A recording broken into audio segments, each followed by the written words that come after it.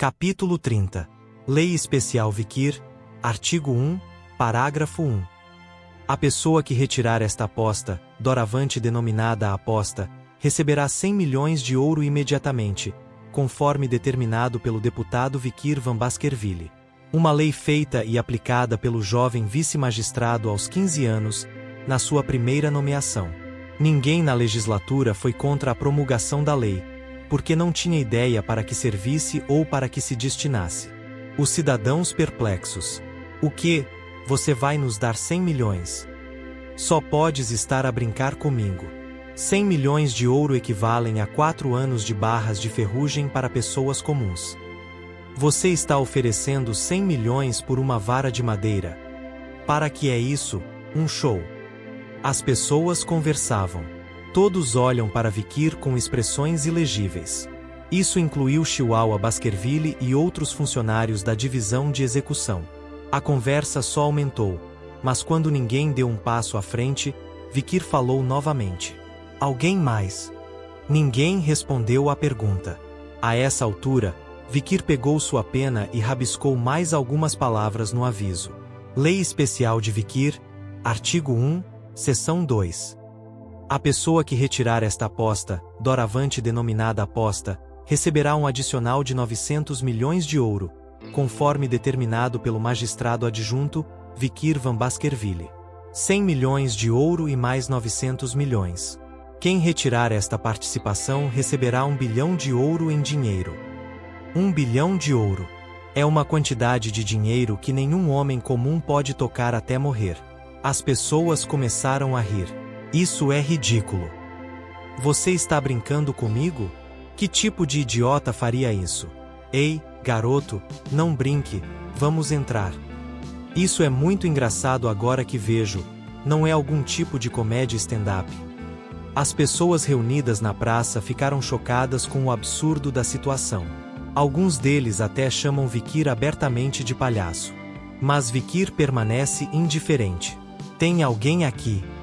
Ele pergunta e ouve algumas respostas ao seu redor. Os rostos dos policiais, incluindo Chihuahua Baskerville, ficam vermelhos. Porque o constrangimento é sobre nós. Os funcionários que estão atrás estão inquietos, incapazes de resistir às provocações dos cidadãos. Vikir ergue o pincel com indiferença.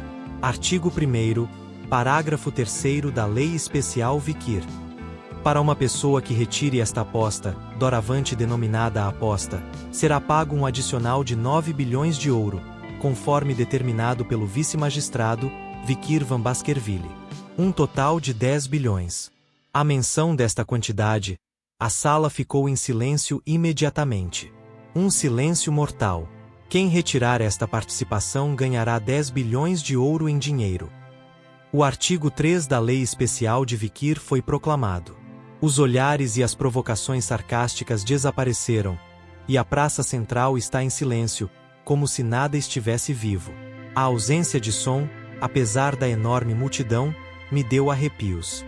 Chihuahua Baskerville e todos os funcionários do gabinete executivo ficaram momentaneamente impressionados com o silêncio em escala tão grande.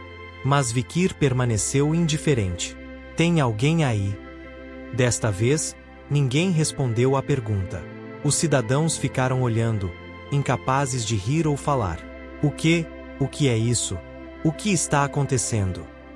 Você está realmente oferecendo 10 bilhões? Devemos ir embora? Você está louco? Você sabe o que vai conseguir se for embora. Olha aquela faca na cintura dele. Não quero ser executado por ser um bastardo rico. Nunca se sabe. Por que é que este jovem vice-magistrado, que acaba de ser nomeado, está a fazer isto? Ninguém na sala tinha ideia de por que alguém iria querer queimar 10 bilhões em uma aposta que qualquer um poderia facilmente sacar. Será que a estaca é realmente pesada, tão pesada que uma pessoa normal não consegue nem retirá-la? Não é provável. Já vi funcionários do governo carregando-os por aí. Ei, não vá aí. Eles têm outra coisa na manga. Em tempos como este, é melhor ficar fora disso. Está tranquilo na praça, com apenas gritos ocasionais. Então Vikir pegou seu pincel novamente. Ele estava prestes a criar o artigo 4º da lei especial. Deixe-me tentar. Da multidão surgiu uma palma do tamanho de um pequeno filme. Era uma garota com roupas surradas e uma cesta de flores murchas na mão. Ela mancava e seu rosto estava marcado por manchas que sugeriam desnutrição. Ela levanta a mão e dá um passo à frente, apenas para ser interrompida por um velho gracioso. Provavelmente um vizinho. Ei, Judy, você não é Judy. Você não sabe o que está fazendo aqui. Vovô, estou bem. Minha mãe está doente e preciso fazer alguma coisa. Não há flores para os valentões hoje em dia. Seu garoto ingênuo, você será esfaqueado se intervir em um momento como este. Você não deveria ser tão ignorante sobre o mundo.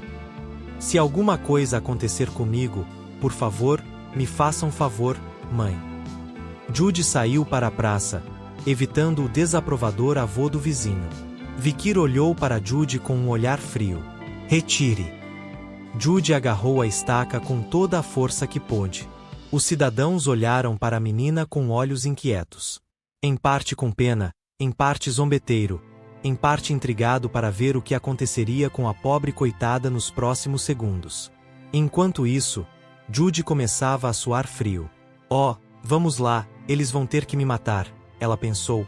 Eu tenho sido motivo de chacota em público assim, e eles vão ter que me dar alguns dólares. Quanto custaria ser palhaço diante de tanta gente? Espero conseguir uma cesta de flores para isso. Depois posso levar uma tigela fumegante de mingau de carne para minha mãe doente. Judy estendeu a mão sob o olhar frio de Vikir. Sua mãozinha trêmula agarrou a estaca. E então, foto. A estaca foi retirada. A estaca era leve o suficiente para ser retirada com a força de uma garota que ainda não tinha comido mingau de sangue. Judy ficou perplexa com a facilidade com que a estaca foi retirada. A multidão também assistia e os funcionários do gabinete de execução também. A conversa ao meu redor fica mais alta. O que acontecerá com a garota que puxou a estaca agora? Essa foi a preocupação inicial. Aquela que fez com que a multidão aqui se reunisse na ponta dos assentos. E então, Vikir ergueu a mão. Ele moveu a mão para a cintura. Era onde pendia o punho de sua espada. Vendo isso, Judy fechou os olhos com força. Ele está sendo executado. Ela não sabia qual era o crime, mas provavelmente era algum tipo de insulto à nobreza, algum tipo de insolência, algum tipo de ganância, algum tipo de vício. Naquele breve momento, Judy pensou em todas as pessoas de quem ela gostava. Quem cuidaria de sua mãe se ela fosse embora assim? Só então. Não! Um grito quase terminal irrompeu. Uma mulher magra irrompeu no meio da multidão. Suas roupas eram farrapos, seu corpo esquelético e esfolado, e ela parecia estar morrendo. Mas de alguma forma ela encontrou forças para puxar Judy em seus braços e se ajoelhar diante de Vikir. Meu senhor, por favor, tenha piedade. A mãe de Judy. Ela caiu aos pés de Vikir com Judy e começou a implorar. Os humildes ousaram ser arrogantes, sem adivinhar as intenções do alto. Por favor, me perdoe apenas uma vez, sou uma boa criança, sou uma boa menina. Sobrevivi à morte do meu pai. Alimentei minha mãe doente e vendi flores nas ruas no dia seguinte mesmo que eu esteja doente. A mãe começou a soluçar incontrolavelmente. Por favor, nos perdoe. Coisas humildes como nós nem se atrevem a ser pressionadas com o sangue de sua espada. Por favor, feche os olhos só desta vez, por favor. A mãe bateu com a testa no chão, implorando pela vida da filha. Com seus gritos, a multidão começou a ficar com raiva. Mãe, isso é bom. O que Judy fez de errado? Nunca houve outra garota neste mercado tão sincera e boa quanto Judy. O que aquela mãe e filha fizeram de errado? Quem é você para perseguir Judy quando tem o poder? A atmosfera na praça ficou desagradável.